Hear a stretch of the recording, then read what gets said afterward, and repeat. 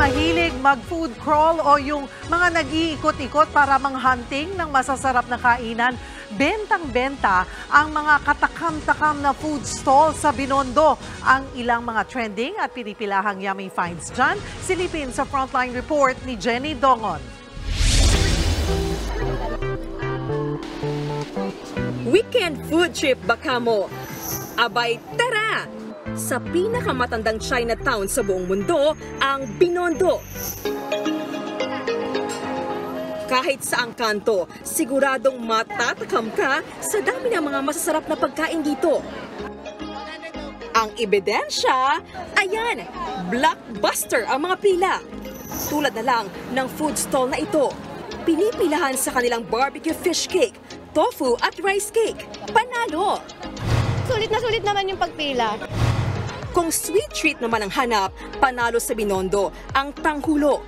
Fresh fruits ito tulad ng strawberry na nilulubog sa sugar syrup saka pinatitigas. Crispy sa labas, juicy fruit sa loob. Ang presyo niyan, 100 pesos sa kada stick. Okay naman siya.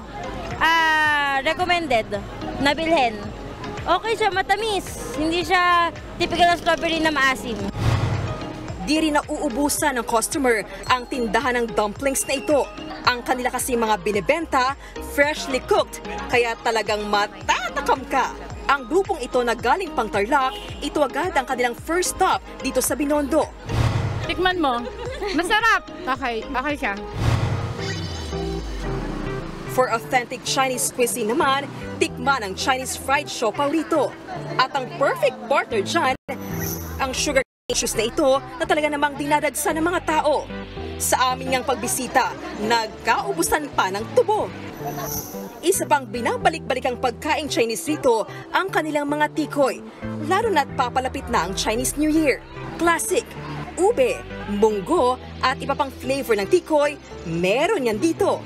Sa paniniwalang Chinese, nagbibigay ng pampabuenas ang mga malalagkit at matatamis na tikoy. It brings good fortune. Pangalawa, when you eat tikoy as a family, katulad ng matamis ang tikoy, it keeps the sweetness along the family and also yung dikit niya, it keeps the family intact. And also may mga couples din they eat tikoy together. Para sulit ang pamimili at food trip sa Binondo, subukan din ang mga OG Chinese food dito sa gilid ng estero. Best seller dito sa mga kainan sa gilid ng estero ang frog legs. Kaya naman umorder tayo ng buttered fried frog legs.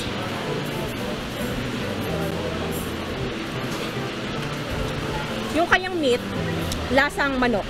Pero wag ka, dahil itong frog legs ay mayaman sa protina, vitamin A at potassium. Kaya hindi lang mga Chinese ang kumakain ito dito, kundi pati mga Pinoy. Ang mga pagkain ito patikim lang sa yaman ng kultura ng mga Chinoy sa Binondo.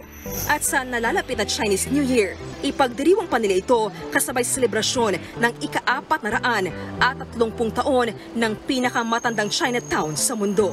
Nagbabalita mula sa Frontline, Jenny Dongon, News 5. Mga kapatid, Cheryl Cosim po, huwag maging huli at maging una sa lahat sa balitaan. Para sa tuloy-tuloy na talakayan sa Frontline, mag-follow at mag-subscribe sa social media pages ng News 5.